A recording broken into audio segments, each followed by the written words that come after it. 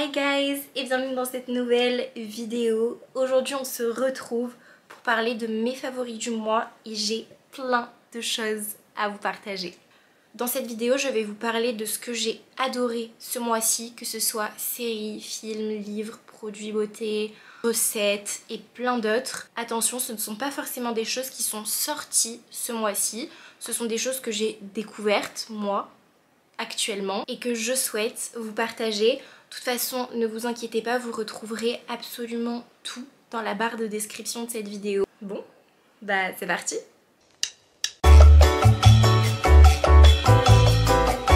Catégorie numéro 1, ma série du moment, The Bold Type. C'est une série qui date de 2017, mais qu'est-ce que j'aime cette série. Je sais pas comment vous expliquer, mais pour moi en automne, c'est vraiment un changement radical. L'été, c'est la fête, le soleil, et dès l'automne, je veux rester chez moi. Je suis bien, je suis cocooning, j'aime regarder des séries inspirantes. En fait, à partir du mois de septembre, c'est comme si mon mindset était encore plus motivé et que j'étais déterminée à réussir ma vie. Je sais pas si vous comprenez un peu ce que je veux dire, mais vraiment pour moi la période septembre-octobre c'est une période où je double mes efforts et notamment regarder des choses qui me font du bien, qui font me sentir motivée ou qui vont me donner du peps, de l'énergie à entreprendre et à créer. Est-ce qu'on se comprend? Je pense que oui, mais j'espère être assez claire. Du coup The Bold Type, pour moi, c'est ma série de cette saison. Vraiment, en automne, je me regarde toutes les saisons de The Bold Type. Je ne l'ai pas découverte cette année, ça fait déjà quelques années que je connais cette série. Mais je l'adore et je la regarde chaque année. Vous avez 5 saisons, donc vous avez de quoi faire. Et je vous garantis que chaque saison est exceptionnelle. Je vais vous lire la synopsis de cette série et je vous conseille d'aller la regarder. Elle est sur Amazon Prime. Et normalement, elle est gratuite. Moi, j'ai pas payé pour la regarder.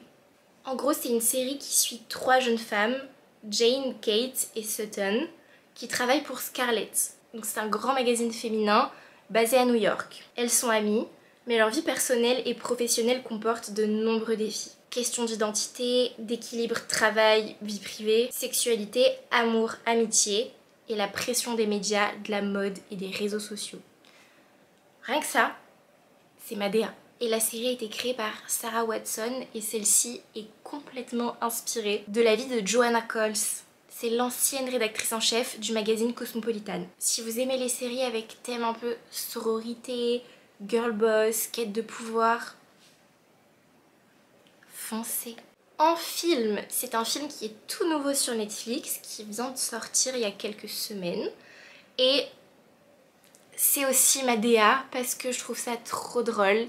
C'est un mélange de romantique et de télé-réalité. Alors la télé-réalité, j'adore.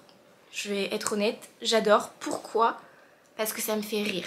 Vraiment, il y a des émissions qui sont complètement loufoques et en fait ça permet de voir l'humain. Donc moi je suis un peu fan de tout ça, surtout quand c'est un peu télé-réalité amour. Par exemple, Love Island ou La Villa des Cœurs Brisés ou même... ça c'est mon goal, l'amour est dans le pré. Bon, ça c'est un peu particulier, c'est pas vraiment télé-réalité, mais vous me comprenez. Et le film dont je vais vous parler s'appelle Paris perdu. Je ne sais pas si vous l'avez vu, moi je l'ai adoré. J'ai trouvé ça vraiment réconfortant, ça m'a fait du bien de le regarder, j'ai pas mal rigolé quand même. Et ce que j'ai aimé c'est qu'en fait c'était un peu, à certains moments, tiré par les cheveux. C'est un peu une satire, vous voyez ce que je veux dire? Je vous dis de suite de quoi ça parle. Ça parle de Dawn, qui est une jeune américaine qui veut étudier les beaux-arts en France. Comme elle ne peut pas financer son voyage, elle s'inscrit à une émission de rencontres qui lui promet une belle expérience à Paris. Enfin, elle croit que c'est Paris, mais ce sera pas celui de la France. Elle tente à tout prix de se faire éliminer du show, mais qui finit par s'attacher à l'un des concurrents. Un cow-boy, ce qui va compliquer les choses. Donc voilà, si vous voulez rire ou juste passer un bon moment, regardez ce film. Personnellement, il m'a donné envie de partir en Amérique, d'acheter un ranch et de plus jamais revenir ici. Mais bon, ça sera peut-être dans un second temps. En attendant, allez le voir, il est dispo sur Netflix. Passons à ma vidéo YouTube du mois. En vrai, j'aime énormément de créateurs et créatrices de contenu sur YouTube. Je peux vraiment regarder tous les sujets. Il n'y en a pas un que je préfère. Mais Mastu a sorti une vidéo qui m'a énormément touchée. Et pour moi, c'est la vidéo du mois. Je sais pas si vous connaissez Mastu, mais il a fait le GP avec Squeezie il y a quelques temps. Et moi, je le connaissais un peu d'avant. Enfin, je regardais ses vidéos avant.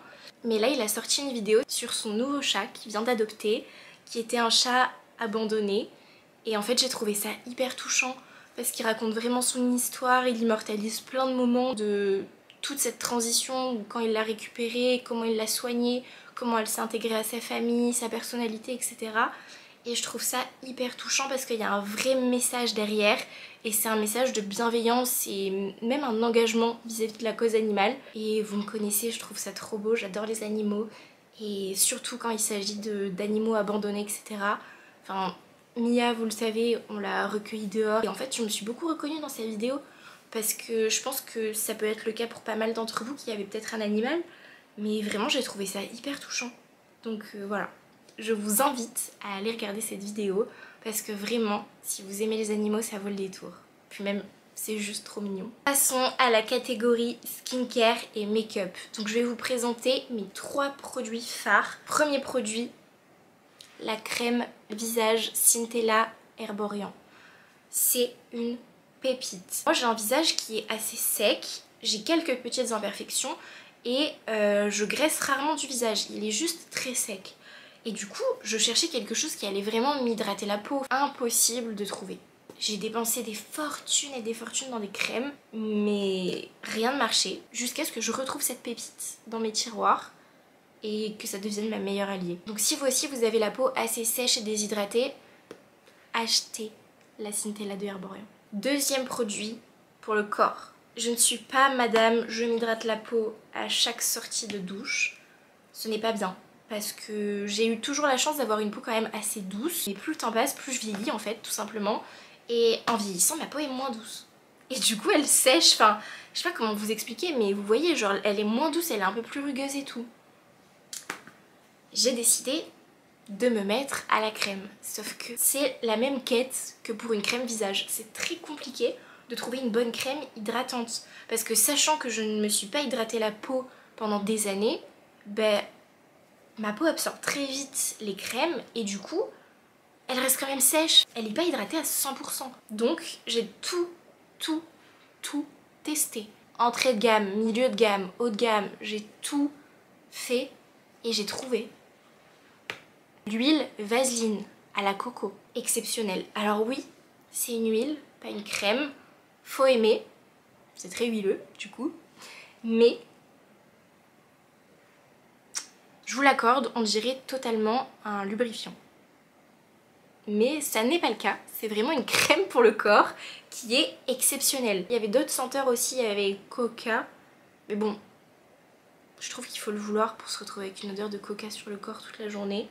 Et sinon vous aviez sans odeur, mais moi j'aime bien quand la crème elle hydrate bien et que ça laisse une odeur agréable sur la peau, pas trop forte mais agréable. Dernier produit beauté, le mascara Giorgio Armani. Donc ce mascara qui est une pépite, au début je ne l'aimais pas, je trouvais que les picots étaient un peu trop courts, mais je sais pas, un jour je me suis dit je vais lui redonner une chance et depuis mes cils sont hyper longs. Je sais pas si vous voyez.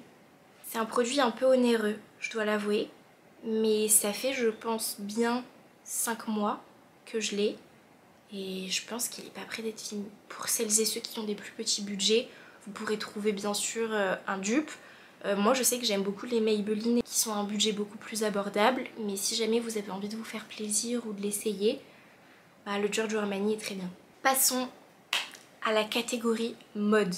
Il y a tellement de tendances émergentes ou même qui reviennent des années précédentes, notamment le layering, que j'adore, je suis une grande fan de layering. Mais ce qui a changé au niveau de mes goûts entre avant et maintenant, c'est l'imprimé animal. Je suis fan inconditionnelle de cette tendance cette année.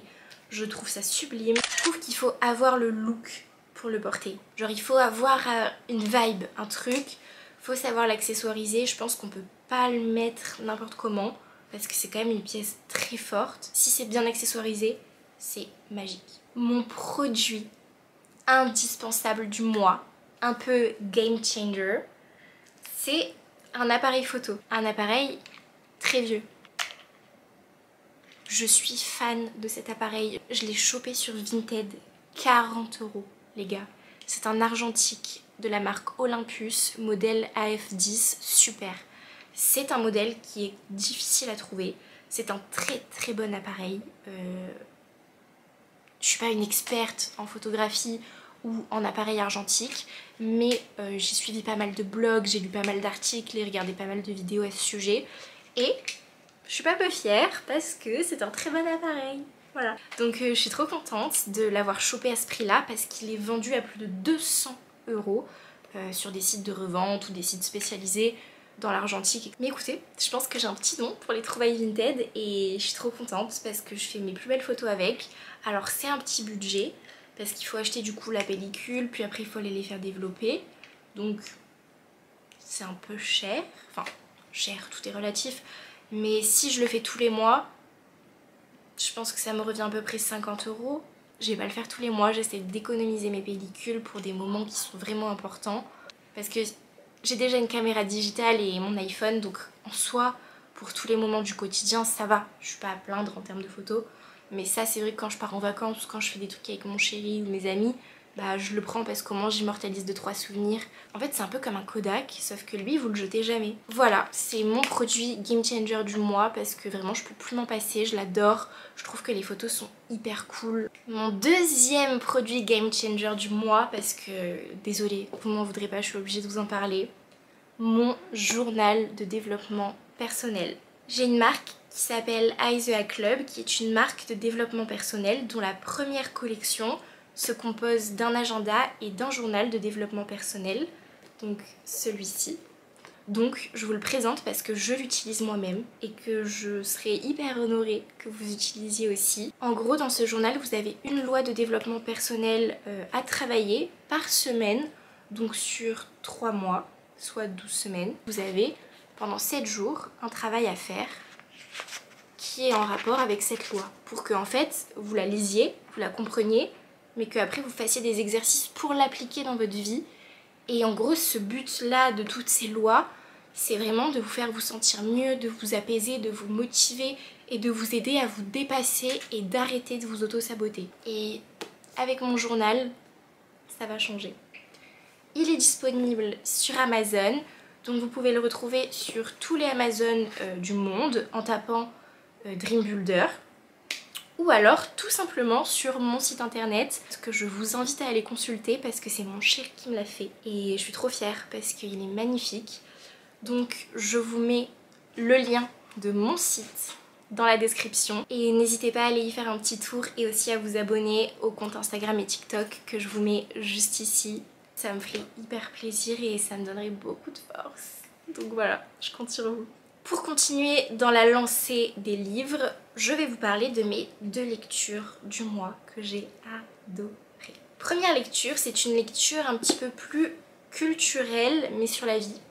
Parce que c'est le livre de Mathias Bacchino, Prenez votre argent en main. Je ne suis pas née petite fourmi, c'est-à-dire que j'ai eu beaucoup de mal dans ma vie à mettre de l'argent de côté. Enfin, je ne suis pas née en ayant cette faculté-là. Je pense que ça vient aussi de ma vie, de mon enfance, etc. Et je sais qu'il y a pas mal de gens qui sont dans la même situation. Et quand j'ai vu ce livre, je me suis dit en fait, bah, il n'y a que des bonnes choses à en tirer. Donc autant le lire, autant découvrir ce que les autres font pour épargner, comment ils font, même pour investir, parce que je suis complètement nulle dans l'investissement, j'y connais rien. C'était pas un sujet qui m'avait intéressée avant de lire ce livre. Ce Mathias est un peu en train de devenir mon idole parce que je le trouve trop fort. Il donne des conseils qui sont vraiment super. Je le trouve vraiment 100% transparent. Par exemple, vous voyez, il va vraiment vous expliquer, il va vous faire des tableaux. Enfin, je trouve ça hyper chouette. Il y a pas mal de petites choses que j'essaye d'appliquer désormais. Si vous pouvez l'acheter dans des petites librairies indépendantes, c'est mieux. Mais sinon, vous aurez le lien de la Fnac ou d'Amazon dans la description. Deuxième livre, et cette fois-ci, c'est une catégorie qui n'est pas vraiment culturelle, mais quoique, ça pourrait s'y apparenter. On est plus dans la catégorie thriller, policier, faits divers. Faits divers, je pense que c'est le bon mot.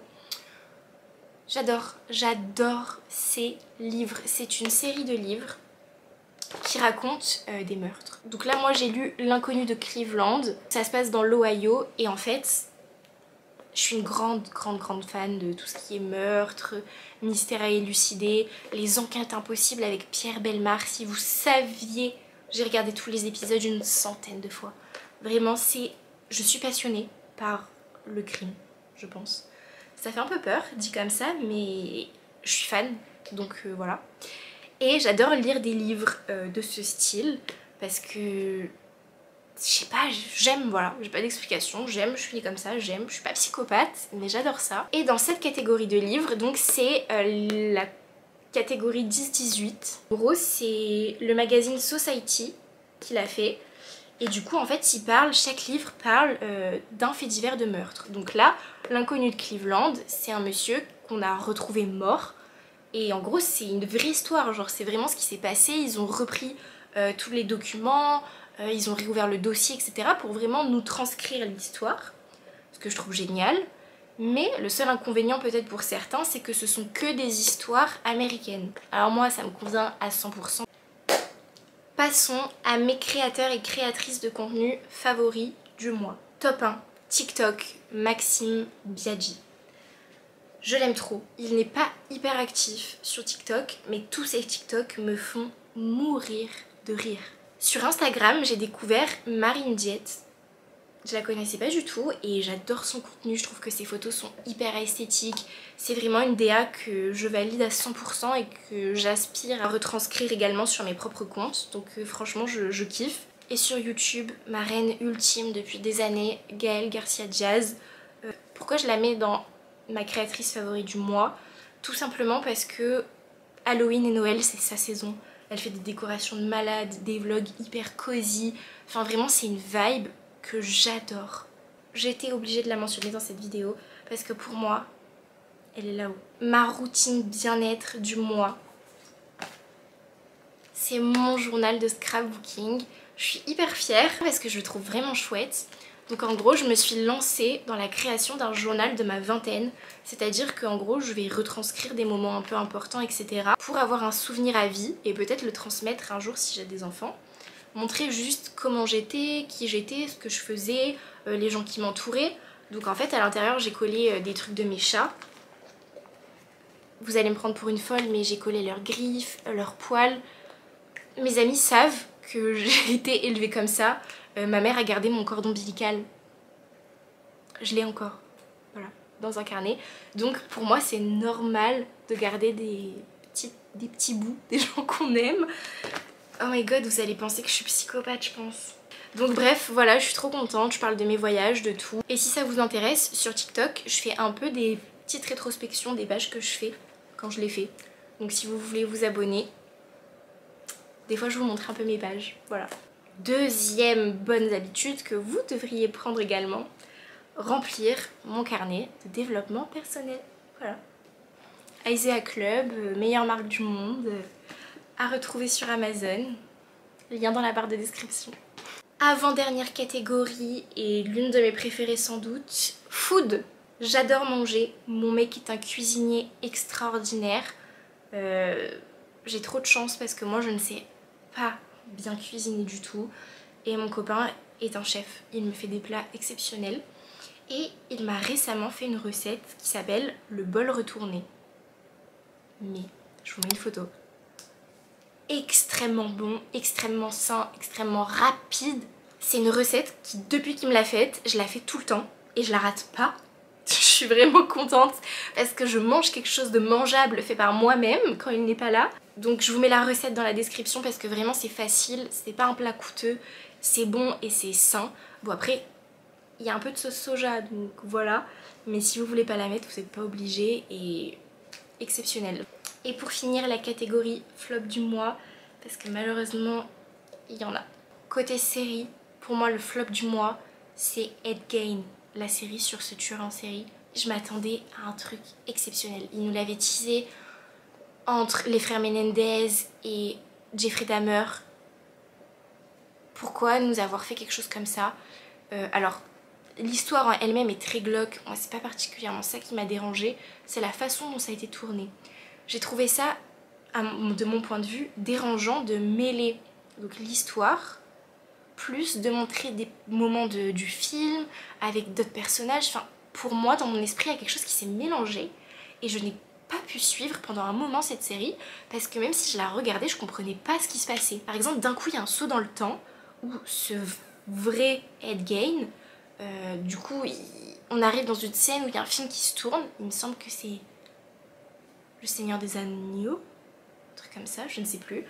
Et il y a le faux, enfin, un acteur qui va reprendre le rôle d'Ed Gein, qui est homosexuel et qui va voir un psychologue pour dire qu'il a un problème. Je n'ai pas compris pourquoi, quel était le rôle de ce personnage dans cette série, parce qu'après il a complètement disparu. Je suis déçue, voilà. En termes de livre, j'ai eu une énorme déception. Ce livre, une invitée particulière, m'a déçue. Je me suis pas régalée en le lisant, tout simplement parce que j'avais l'impression de tout comprendre avant. L'autrice, c'est Neil Lamar. Je la connaissais pas du tout, j'ai jamais lu de livre d'elle avant. Ce qui m'a fait acheter ce livre, c'est elle, Freda McFadden. Elle l'a recommandé, là. Il y a un mot où elle le recommande. Je me suis dit, bah, fantastique, ça va être aussi bien que ses livres à elle. Voilà, désolée Madame Lamar, mais j'ai pas trop aimé votre bouquin. Et si ça vous intéresse quand même de le lire, bah, je suis gentille, je vais vous raconter de quoi ça parle. Tania, qui est une invitée, en fait un peu comme une jeune fille au père, que du coup une famille américaine va prendre sous son aile pendant quelques mois. Un coup elle est bizarre, un coup elle est sympa. Et en fait on va se rendre compte que au final on sait pas trop qui elle est, on sait pas non plus vraiment pourquoi elle est là. Et voilà. Tout le reste, c'est dans le livre. Régalez-vous. Bon, c'est la fin de cette vidéo. Je vous remercie de l'avoir regardée jusqu'à la fin. J'espère qu'elle vous aura plu. N'hésitez pas à me le dire en commentaire. Et n'hésitez pas à vous abonner à ma chaîne si jamais mon contenu vous plaît ou que vous avez juste envie de me soutenir. Ça serait beaucoup pour moi et ça me ferait énormément plaisir. Je vous fais de gros bisous et à dimanche prochain.